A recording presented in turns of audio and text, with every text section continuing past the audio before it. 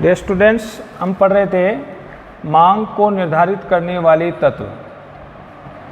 मांग को निर्धारित करने वाले तत्व।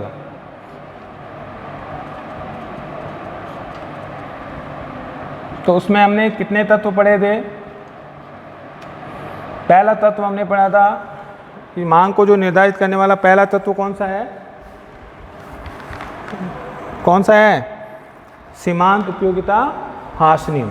ठीक है, पहला तत्व था सीमांत उपयोगिता ह्रास नियम। मांग को प्रभावित करने वाला जो दूसरा तत्व है वो कौन सा था? प्रतिस्थापन प्रभाव।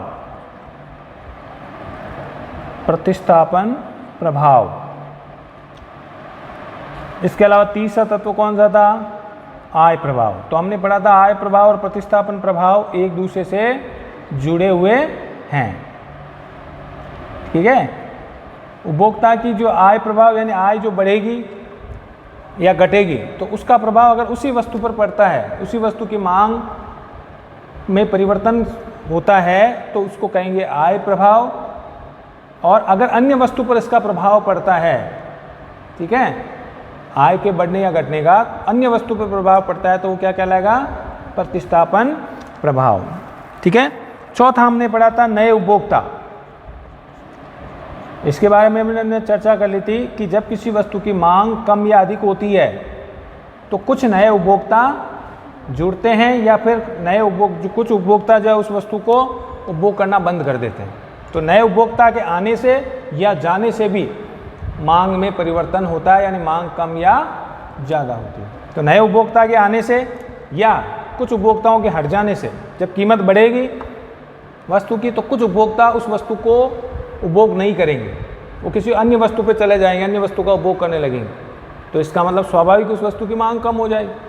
और जब किसी वस्तु की कीमत कम होगी तो कुछ नए उपभोक्ता भी आएंगे, कुछ नए उपभोक्ता भी उस वस्तु को प्रयोग करने लगेंगे, जिससे भी उसकी वस्तु की मांग बढ़ जाए। इसलिए हम कह सकते हैं कि कीमत बढ़ने पर मांग घटेगी और कीमत घटने पर मांग बढ़ेगी। तो ये चौथा पॉइंट हमने कल अध्ययन कर लिया। पांचवा पॉइंट भी हमने अध्ययन किया था कल, वस्तु के अन्य प्रयोग। वस्तु के अन्य प्रयोग, उसमें भी हमने चर्चा की थी कि एक वस्तु के कई ऐसी वस्तु होती है जिनके अनेक प्रयोग होते हैं, जैसे बिजली है। ठीक है, तो अगर बिजली की कीमतें बढ़े या घटे, अगर बढ़ेगी तो उपभोक्ता कुछ कार्यों को जो है क्या कर देगा? हटा देगा, या कुछ कार्यों में उसका प्रयोग नहीं करेगा। और अगर कीमत घटेगी तो कुछ और कार्य उनके प्रयोग करने लगेगा वो। ठीक है, तो वस्तु के अन्य प्रयोग के कारण भी क्या होता है? वस्तु की मांग बढ़ती या घटती है। अब शक्कर का प्रयोग है, शक्कर का प्रयोग आप केवल क्या चाय में डालने के लिए करते हो क्या? हाँ, अगर शक्कर की कीमत कम हो जाएगी तो आप क्या करोगे? उससे हलवा भी बनाओगे और भी सामग्री बनाओगे, मिठाई भी बनाओगे, क्योंकि यार शक्कर सस्ती हो गई है ना। शक्कर केवल चाय में डालने के लिए प्रयोग होती है, तो शक्कर के कई प्रयोग है। और जब शक्कर की कीमत चाय में तो उतनी डालेंगे, ऐसा नहीं चाय में फिर कीमत कम हो गई तो चाय एक बार की चाय में 2 चम्मच शक्कर पड़ती थी, अब 8 चम्मच डालोगे, ऐसा नहीं। आप उसके अन्य प्रयोग करने लग जाओगे। ठीक है, आप उससे हलवा बनाने लगोगे। जैसे घी है तो घी का प्रयोग केवल रोटी में ही काम होता है कि रोटी में ही लगाने के लिए काम लेते हैं क्या? घी से कई आइटम बनते हैं। तो जब घी की कीमतें कम हो जाएगी तो उपभोक्ता क्या करेगा? उसके और प्रयोग कर देगा, घी से और मिठाइयाँ बनाने लगेगा, मावा बनाने लगेगा, है नहीं? तो जो प्रयोग पहले नहीं होता था, जैसे दूध है, दूध का केवल एक ही प्रयोग है क्या?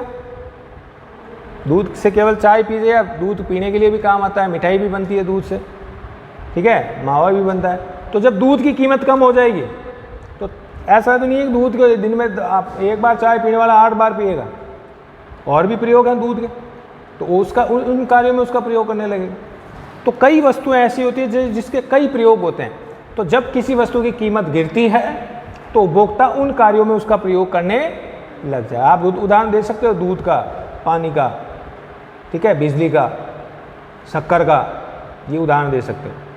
ठीक है, तो उनसे कारण क्या होगा? जब कीमत कम होगी तो उपभोक्ता जो पहले जिस कार्य में उसका प्रयोग नहीं करता था अब उस कार्यों में उसका प्रयोग करने लगेगा, जिससे भी उसकी मांग बढ़ जाएगी।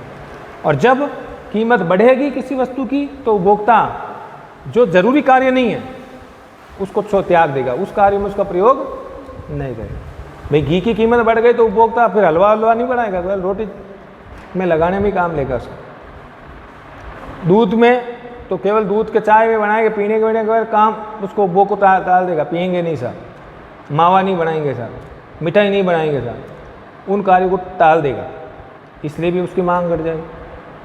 ऐसा तो है नहीं कि चाय पीना ही बंद कर देगा, कीमत चाय तो पिएगा वो, लेकिन अन्य कार्यों में उसके प्रयोग को क्या कर देगा, रोक देगा। तो कल इस पॉइंट के बारे में हमने चर्चा की थी कि कई ऐसी वस्तु होते हैं जिसके कई प्रयोग होते हैं। तो जब किसी वस्तु की कीमत घटती है तो उस वस्तु का उपयोग अन्य प्रयोगों के लिए भी बढ़ जाता है, और जब किसी वस्तु की कीमत बढ़ती है तो अन्य कुछ कार्यों में उसका प्रयोग होना उपभोक्ता कम कर देगा, नहीं करेगा, इसलिए भी उसकी मांग बढ़ जाए। तो इसलिए हम कह सकते हैं जैसे बिजली है, दूध है, ठीक है, शक्कर है, इनके कई प्रयोग हो सकते हैं। तो इसलिए उपभोक्ता क्या करेगा, उनमें उनके प्रयोग को बढ़ा देगा। फिर इन 5 पॉइंटों में हमने चर्चा की कि इम्पोर्टेंट है, मांग को निर्धारित करने वाले तत्व महत्वपूर्ण है। फिर हमने इसके बाद नया टॉपिक शुरू किया था, कौन सा था, मांग के नियम के अपवाद। नया टॉपिक क्या था, मांग के नियम के अपवाद। इसको और क्या कह सकते हैं भाई, मांग के नियम के अपवाद। हाँ, जहां पर मांग का नियम लागू नहीं होता, जहां मांग का नियम लागू नहीं होता, दोनों टाइप से प्रश्न आ सकता है। मांग का नियम लागू नहीं,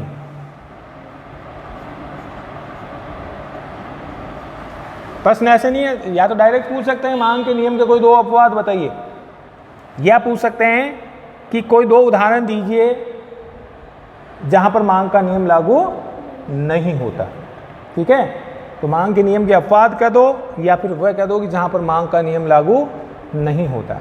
ठीक है, तो मांग का नियम, इस नियम का अर्थ है कि वे सभी दशाएं जहां मांग का नियम लागू होता है, अर्थात कुछ ऐसी दशाएं भी होती है जहां पर मांग का नियम लागू नहीं होता, अर्थात जहां मांग वक्र ऋणात्मक नहीं होता बल्कि कैसा होता है, धनात्मक होता है। तो इसको इसमें भी कह सकते हैं, एक टाइप और भी पूछ सकते हैं प्रश्न कि किन स्थितियों में मांग का जो वक्र है वो कैसा होता है, धनात्मक होता है, किन स्थितियों में।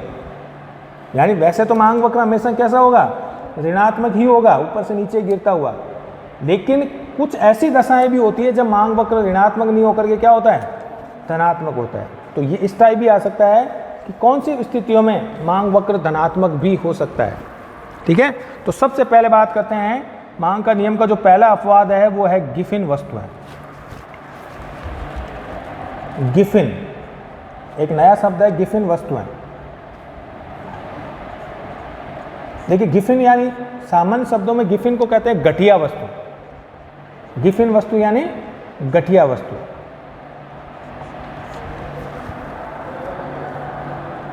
तो गिफिन वस्तुएं एक तरह से घटिया वस्तुएं होती है। ठीक है, तो घटिया वस्तु का, घटिया मतलब उपभोक्ता मजबूरी में उसका प्रयोग करता है, जैसे वनस्पति घी, डालडा घी। अब जब उपभोक्ता की आय कम होगी, ठीक है, तो उपभोक्ता क्या करेगा, वैसे उसको घटिया घी यानी जो है वनस्पति घी का ही प्रयोग करना पड़ेगा। ठीक है, लेकिन जब उसकी आय बढ़ेगी, ठीक है, तो घटिया वस्तुएं कुछ ऐसी वस्तु होती है जिसको आय के साथ साथ जो है उसका प्रयोग भी बढ़ जाता है। ठीक है, वे वस्तुएं घटिया वस्तुएं होती है जिनकी कीमत बढ़ने पर उनकी मांग भी बढ़ जाती है। तो घटिया वस्तु कोई नाम नहीं है पर्टिकुलर, या पर घटिया वस्तु है। घटिया वस्तु वो होती है जो कीमत बढ़ने के साथ साथ मांग भी बढ़ जाती है। कीमत बढ़ेगी तो मांग भी बढ़ेगी। ठीक है, और कीमत घटने के साथ साथ उनकी मांग भी घट जाएगी। कीमत घटने पर मांग भी घट जाती है।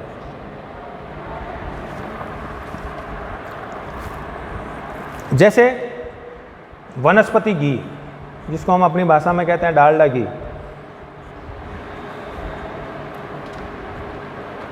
मोटा अनाज, मोटा अनाज होता है ना, गुज्जी हो जो अपने क्या बोलते हैं उसको, बाजरा है या जो मोटा अनाज है ना, जो है, तो ये उसका प्रयोग हम खाने में नहीं करते हैं।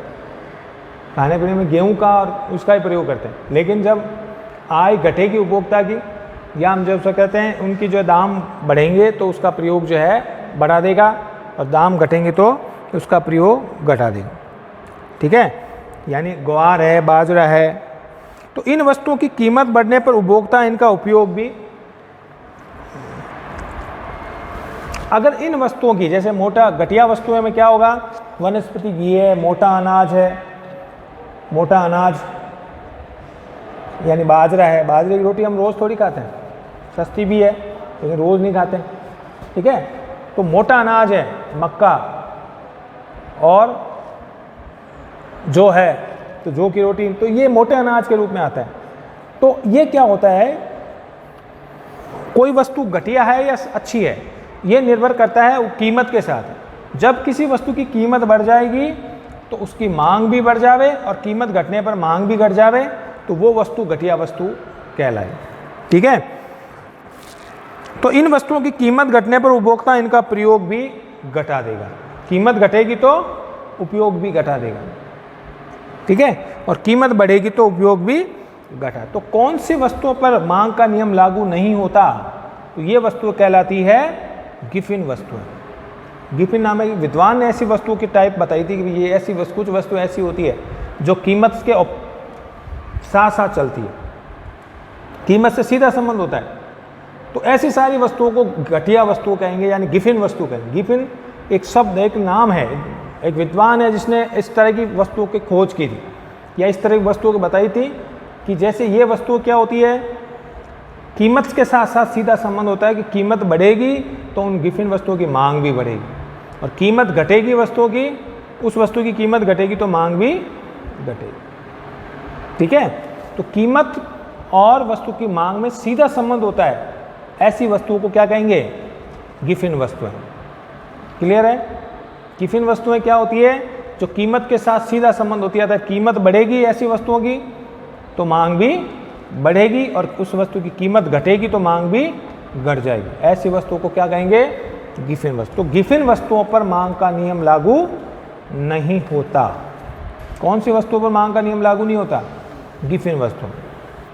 तो गिफिन वस्तु है, अपनी भाषा में अगर देखें तो वो है घटिया वस्तु है। घटिया वस्तुओं पर मांग का नियम लागू नहीं होता। ठीक है, नंबर 2, प्रतिष्ठा सूचक वस्तुएं। प्रतिष्ठा सूचक वस्तुएं, या जिसको हम कह सकते हैं दिखावटी वस्तुएं। कुछ वस्तुएं ऐसी होती है जो उपभोक्ता की प्रतिष्ठा को बढ़ाती है, जैसे नौलखा का हार। अब हार तो कई भी है, हार तो 20,000 का ही आता है और 20 लाख का भी आता है। जैसे कारें 2 लाख की कार भी आती है और 2 करोड़ की कार भी आती है, लेकिन उनको प्रतिष्ठा, लोगों को दिखाने के लिए उसका प्रयोग किया जाता है। ठीक है, तो सोना है, चांदी है, आभूषण है, कारें हैं, ये क्या होती है, ये उपभोक्ता, इनका प्रयोग नहीं है, इनको दिखाने के लिए लोगों के कि साहब मैंने 9 लाख का हार पहना, 9 लाख का हार है मेरे का, ये 50 लाख का हीरा है। अब हीरे का प्रयोग क्या है, ये कार मेरी जो है 50 लाख की कार है, कार 2 लाख की भी आती है। तो ये प्रतिष्ठा की वस्तुएं हैं, उपभोक्ता इनको दिखाने के लिए क्या करता है, इनका दिखावटी वस्तुएं हैं, प्रतिष्ठा के रूप में प्रयोग करता है। तो जब इनकी मांग कीमत गिर जाएगी तो वो कह देंगे ये कौन कार ले भाई, हल्की फुल्की कार, 2-3 लाख की कार कौन ले, मैं तो 50 लाख की कार लूँ। तो कीमत जब गिर जाएगी उनकी, तो उनका उपभोग भी कम हो जाएगा, और उनकी कीमत बढ़ेगी, प्रतिष्ठा सूचक वस्तुओं की कीमतें बढ़ेगी तो उनका प्रयोग भी बढ़ेगा।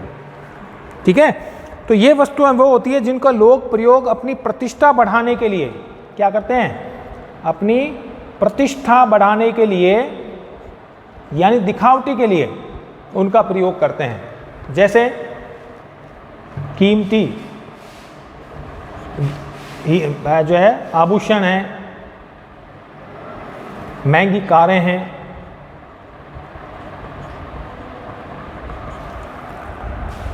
ठीक है।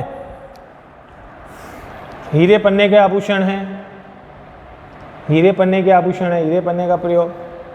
तो ये हीरा, ये 20 लाख का हीरा है, ये 1 करोड़ का हीरा है, तो इनका प्रयोग कुछ नहीं आता, लेकिन प्रतिष्ठा के लिए कारें, महंगी से महंगी कारें होती है कि नहीं है। तो ये महंगी कारें हैं, कीमती आभूषण हैं, हीरे पन्ने का प्रयोग है, तो ये सब क्या कहलाती है, ये प्रतिष्ठा सूचक यानी दिखावटी वस्तुएं हैं, इनको दिखाने के लिए लोग प्रयोग करते हैं। ठीक है, तो ये वस्तुएं होती है जिनका लोग प्रयोग अपनी प्रतिष्ठा बढ़ाने के लिए या दिखावे के लिए करते हैं।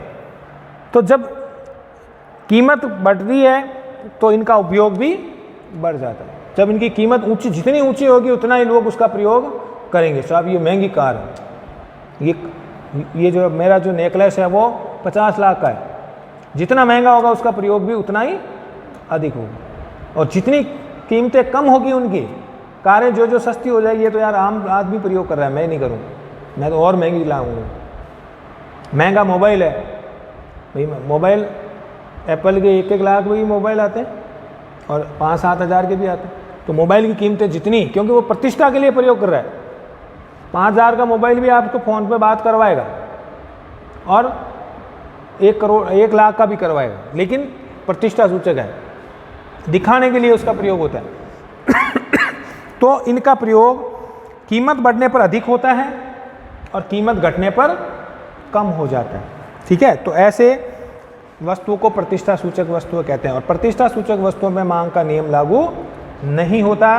कीमत बढ़ने के साथ साथ इनका प्रयोग भी बढ़ता है और कीमत घटने के साथ साथ इनका प्रयोग भी घटता है। तो ऐसी वस्तुओं को क्या कहेंगे, प्रतिष्ठा सूचक वस्तुएं। और वहाँ पर मांग का नियम लागू नहीं होगा, अर्थात वहाँ मांग वक्र कैसा होगा, धनात्मक होगा।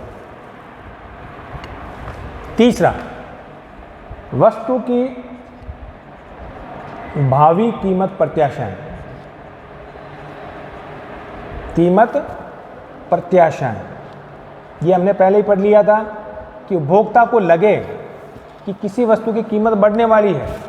जैसे आज सोना अगर 55,000 रुपये का तोड़ा है, और अब उपभोक्ता को लगे कि यार 3 दिन बाद 55,000 का नहीं 70,000 रुपये एक तोड़े का होने वाला है।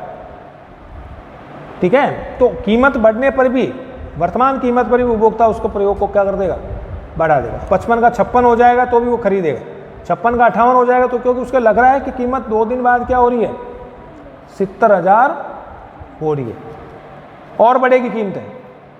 तो कीमतें भले ही बढ़े तो भी उपभोक्ता उसके प्रयोग को क्या कर देगा, बढ़ा देगा, क्योंकि उसे लग रहा है कि भविष्य में कीमत बढ़ेगी। और अगर उसे लग रहा है कि कीमतें घटने वाली है तो 5 दिन बाद, 2 दिन बाद, तो वो वर्तमान में भी क्या करेगा, उसका प्रयोग कम कर देगा। ठीक है, भले ही कीमतें घट रही है तो भी उसके प्रयोग को रोक देगा। ठीक है, तो वस्तु की भावी कीमत प्रत्याशाएं भी पर भी मांग का नियम लागू नहीं होता। अगर उसे लगे कि किसी वस्तु की कीमत बढ़ने वाली है तो वो वर्तमान में भी बढ़ी हुई कीमतों पर भी उसके प्रयोग को क्या कर देगा, बढ़ा देगा। भैया कि 5 लाख की कार है, लग रहा है तो 1 तारीख को या 5 दिन बाद वो कार 5 लाख वाली 8 लाख में होने वाली है। ठीक है, तो आज कल कीमत 5.5 लाख होगी तो भी वो खरीदेगा, कीमत 6 होगी तो भी वो खरीदेगा, फिर कीमत 7 होगी तो भी खरीदेगा, क्योंकि उसे लग रहा है कि ये कीमत कहाँ तक जाएगी, 8 लाख तक जाएगी। ठीक है, तो अगर उपभोक्ता को भविष्य में कीमत बढ़ने या घटने की आशंका हो तो वर्तमान में कीमतें बढ़े या घटे उस पर उसका कोई प्रभाव नहीं पड़ता है, फिर भी वो उसका प्रयोग करेगा। ठीक है, तो इसको हम कहेंगे कि यदि उपभोक्ता को वस्तु की भावी कीमत में बढ़ने या घटने की संभावना हो तो मांग का नियम वहां पर लागू नहीं हो। ठीक है, नंबर 4, उपभोक्ता की अज्ञानता। उपभोक्ता की अज्ञानता कह दो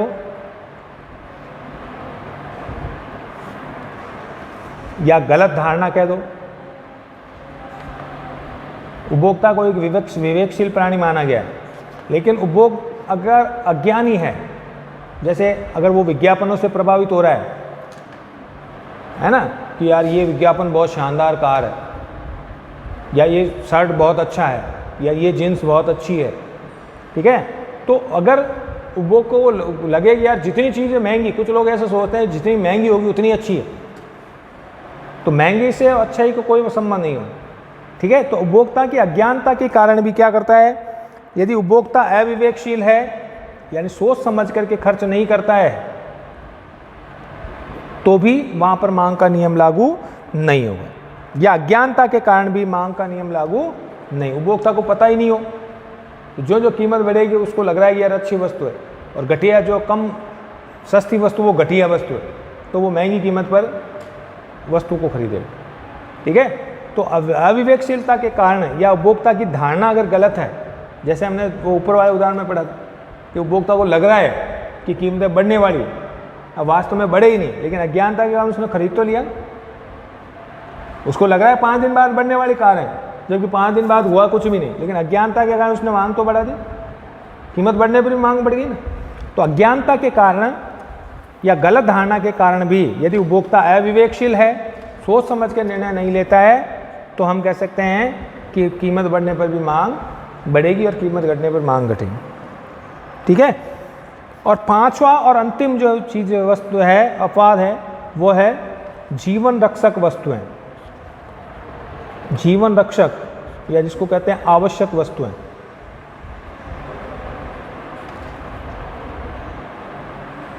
जो वस्तुएं व्यक्ति के जीवन के लिए जरूरी है, गुड़ है, चीनी है, चावल है, गेहूं है, बाजरा है, जो पेट भरने के लिए जरूरी है, जिसके बिना आदमी जिंदा ही नहीं रह सकता, या जो बहुत ज़्यादा ज़रूरी है हर उपभोक्ता के लिए, गरीब हो अमीर हो चाहे कैसा भी हो, तो ऐसी वस्तुओं की कीमतें भले ही कितनी ही बढ़ जाए, उपभोक्ता उसको प्रयोग करना ही पड़े। तो ऐसी वस्तु को क्या बोलेंगे, जीवन रक्षक वस्तु। जैसे गेहूं है, और क्या आती है जीवन रक्षक, खाद्य तेल है, हाँ, दूध है, इनके प्रयोग को रोक देगा क्या उपभोक्ता? कीमत बढ़ेगी तो भी खरीदना पड़ेगा। अगर 1 लीटर दूध 40 रुपये में आता है, 80 रुपये हो तो भी खरीदना तो पड़ेगा। दवाइयाँ हैं, हाँ, अरे एक जो ज़रूरी दवाई है 100 रुपये में एक स्ट्रिप आती है, एक पैकेट आता है, 100 का अगर 800 कर दे तो भी उसको खरीदना तो पड़ेगा, जीवन रक्षक है उसके लिए, है ना। तो ये चीज़ें ऐसी है जो उस व्यक्ति के जीवन के लिए ज़रूरी है। तो अगर रेगिस्तान में किसी व्यक्ति को भयंकर प्यास लगी है, अब उसके एक बोतल के वो अगर 1000 रुपये मांग रहा है तो देना पड़ेगा नहीं, है कि नहीं। तो जीवन रक्षक यानी आवश्यक वस्तुओं के लिए जो है खाद्यान्न वस्तुएं, जो ज़रूरी चीज़ें हैं, जो खाद्यान्न खाई जाती है, खाद्यान्न वस्तुओं में आते हैं सारे, दूध है, खाद्य तेल है, तो खाद्यान्न वस्तुओं के संबंध में यह नियम लागू नहीं होता है। जो वस्तुएं व्यक्ति के जीवन के लिए ज़रूरी है वहाँ पर मांग का नियम लागू नहीं। तो ये हमने टॉपिक पढ़ा था आज, मांग का जो है आपने अवधारणा पूरी पढ़ी थी, उसमें से लास्ट टॉपिक था मांग के नियम के अपवाद। तो उसमें हमने पढ़ा था कि मांग के नियम कहाँ कहाँ पर लागू नहीं है। तो आज आपका 3rd चैप्टर पूरा हो गया। 3rd चैप्टर में हमने क्या पढ़ा था, मांग की अवधारणा क्या है, मांग की परिभाषा हमने पढ़ी थी। उसके बाद हमने पढ़ा था कि मांग का जो है परिवर्तन क्या होता है, मांग मात्रा में परिवर्तन क्या होता है, मांग में परिवर्तन का अर्थ क्या होता है, डायग्राम से उसने हमने पढ़ा था। फिर हमने मांग के नियम जो है लागू होने के कारण पढ़े थे, ठीक है। और लास्ट में हमने पढ़ा था मांग के नियम के अपवाद। तो ये आपका जो है 3rd चैप्टर पूरा हो गया। नेक्स्ट क्लास में हम जो है 4th चैप्टर पढ़ेंगे, जो है मांग की लोच का, इलास्टिसिटी ऑफ डिमांड।